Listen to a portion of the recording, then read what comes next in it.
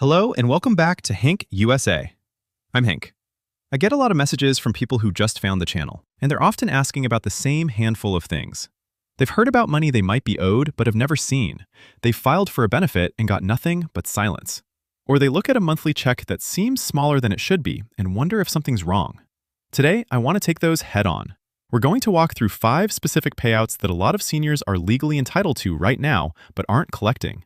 If you've been subscribed a while, some of this will sound familiar, but pay close attention because the numbers and the rules changed in a few important spots this year, and I want every one of you to have the current, complete picture.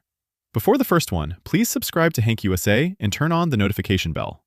The rules around Social Security and Medicare shift every single year, and when they do, nobody from the government calls to explain your new options. Subscribing is the simplest way to stay ahead of it. All right, let's get into it. The first one is the spousal benefit top-up. I'm starting here because, in pure dollar terms, this is often where the gap between what people get and what they're owed is the widest. Here's the basic rule. If you're married and your spouse collects a Social Security benefit that's a good deal larger than yours, you may be entitled to a benefit equal to 50% of their full retirement age amount. It can either replace your own smaller benefit or be added on top as a top-up, and it's permanent for the rest of your life. Put it in real numbers. If your spouse gets a monthly check of $2,400, a spousal benefit in that case could be worth up to $1,200 a month. That's an extra $14,400 a year in household income. The big misunderstanding is that the Social Security Administration handles this for you. They don't. The system doesn't automatically compare your record with your spouse's and steer you to the better option. It's a separate application, and starting it is entirely on you. Millions of eligible couples never take that step. Here's the scenario I hear about most, and it may sound familiar. A woman worked part-time or stepped away from work for stretches of her marriage, raising kids, caring for parents, running the household, while her husband built a long, higher-earning career. At 62, needing the income, she filed for her own benefit. Her husband, with the bigger record, filed later, maybe at full retirement age or 70. She assumed Social Security, with all its data, had worked out the best arrangement for them. It hadn't. So for years, she keeps getting only her own smaller benefit, reduced further because she claimed at 62, while she was fully eligible for a spousal top-up worth hundreds more a month. And here's the part that stings. When she finally discovers it and applies, it isn't retroactive. The increase starts the month she applies, not the month she first qualified. Every month that went by without that application is money that's gone for good.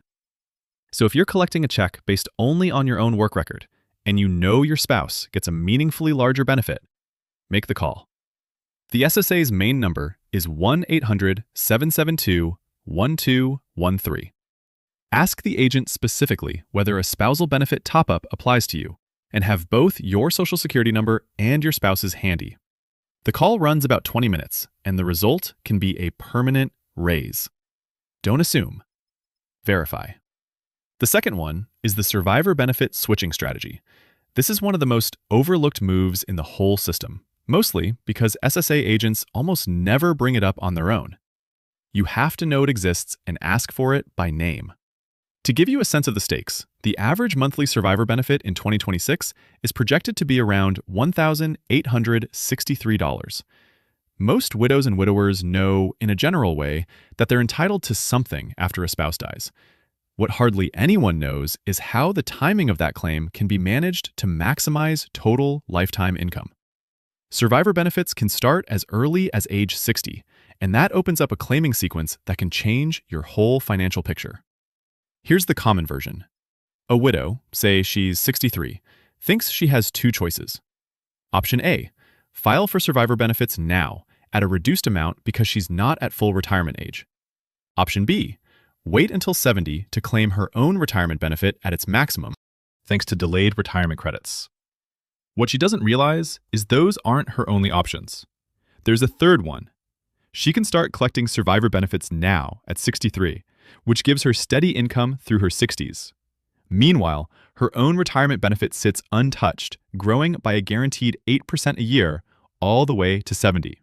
Then, at 70, she compares the two amounts, her survivor benefit versus her own maxed out retirement benefit, and switches to whichever is higher for the rest of her life. That way, the household gets real income in her 60s without giving up the chance to lock in the highest possible personal benefit later. The people who lose out are the ones who tough it out, collecting nothing through their 60s just to wait for their own max at 70. They leave years of survivor income on the table. Again, the SSA won't volunteer this. You have to raise it. The third one is the IRMAA appeal. This mostly affects people who were higher earners at some point. IRMAA is a surcharge on your Medicare premiums that a lot of folks don't even notice. And in the right circumstances, a single free form can reduce or remove it. IRMAA stands for Income-Related Monthly Adjustment Amount. If your modified adjusted gross income from 2 years ago was above certain thresholds, Medicare charges you extra on your premiums this year. For 2026, that's based on your 2024 return, and the thresholds are $109,000 for a single filer and $218,000 for a married couple filing jointly. These aren't small amounts.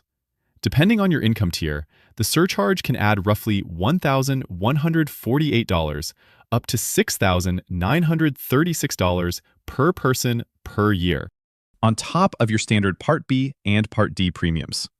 And because it comes straight out of your Social Security check, plenty of people never notice it's there. Now, here's where I want to be careful, because this is widely misunderstood. There are really two different situations. The first is a one-time income spike with nothing else changing. Maybe you sold a property in 2024, and the capital gain pushed you over the line for the first time in your life. Or you took a single, large IRA withdrawal. If that's all it was, and your income has since gone back to normal, you generally cannot appeal that surcharge away. The good news is, you don't have to. It falls off on its own once 2024 drops out of the 2-year calculation, and your premium readjusts to your lower income.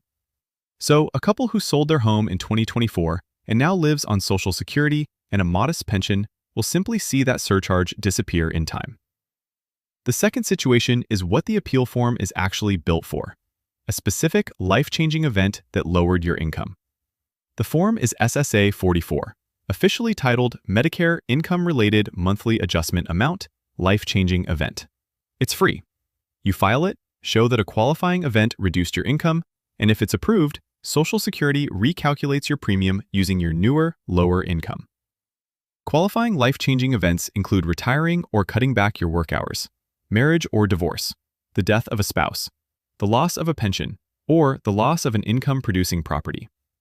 For example, if you retired in 2025 and your income fell sharply from your working years, that's exactly what SSA-44 is for.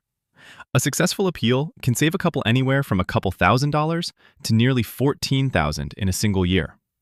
To start, download Form SSA-44 from SSA.gov, or pick one up at a Social Security office. Even simpler, call the SSA at 1-800-772-1213 and say, "My income has dropped because of a life-changing event, and I want to file Form SSA-44 to have my Medicare premium recalculated." Those keywords get you to the right place. The fourth one is WEP and GPO Corrections. And this comes with an important update because the situation has moved a lot since I last covered it in detail. You may remember the Social Security Fairness Act, signed in January 2025. It finally repealed two long-resented rules, the windfall elimination provision and the government pension offset. For decades, those rules reduced or even wiped out the Social Security benefits of millions of public servants, teachers, firefighters, police officers, and many federal civil service workers who got a government pension from a job where they didn't pay into Social Security.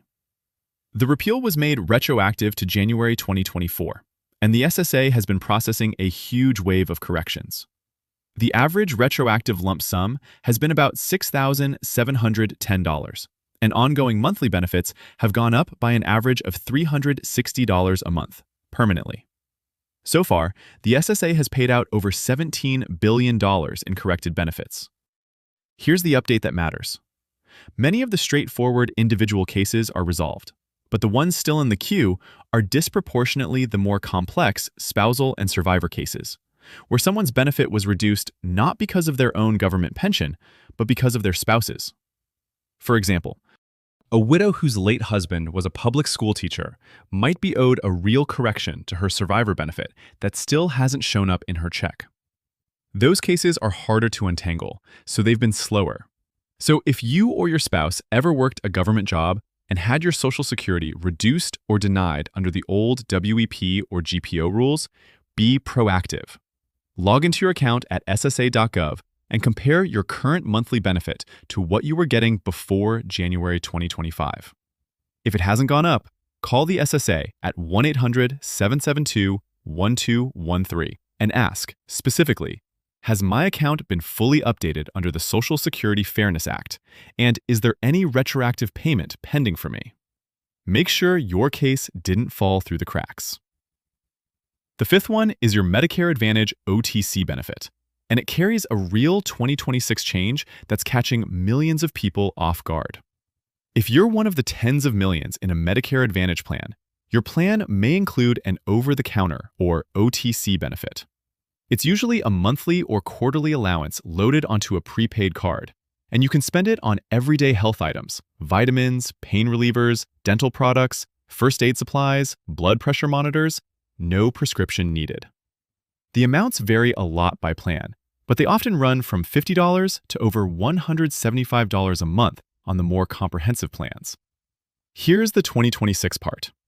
According to a Kaiser Family Foundation analysis of CMS data, the share of individual Medicare Advantage plans offering an OTC benefit has dropped sharply, from 85% in 2024 to just 66% in 2026.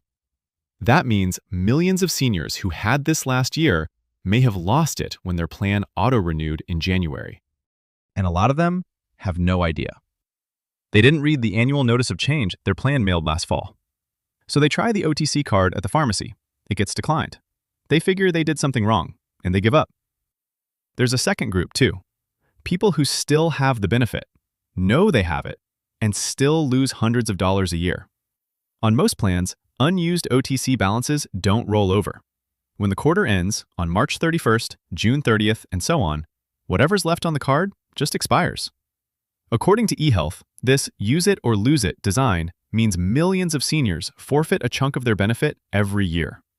The fix is simple, but takes a little diligence. Set a recurring reminder for the last week of each quarter. That's your cue to check your card balance and place an order. You don't have to be sick to use it. Stock up on things you'll use eventually: vitamins, aspirin, toothbrushes, toothpaste, bandages, allergy medicine. To find out whether you have an OTC benefit and what your balance is, log into your plan's member portal, or just call the member services number on the back of your Medicare Advantage card and ask, do I have an OTC benefit in 2026, and what's my current balance? And if you're not sure whether your plan changed this year, dig out that annual notice of change from last fall. It lists exactly what your 2026 plan does and doesn't include. Let me pull it all together. First, the spousal benefit top-up. The SSA never applies it automatically. One call to 1-800-772-1213 starts the process. Second, the survivor benefit switching strategy. Collect survivor income in your 60s while your own benefit grows to its max at 70. Ask the SSA specifically about filing for survivor benefits while deferring your own. Third, the IRMAA appeal.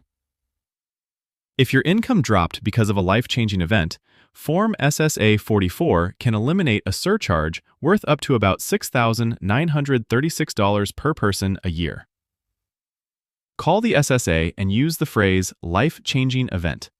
And if it was just a one-time income year, remember it falls off on its own after 2 years.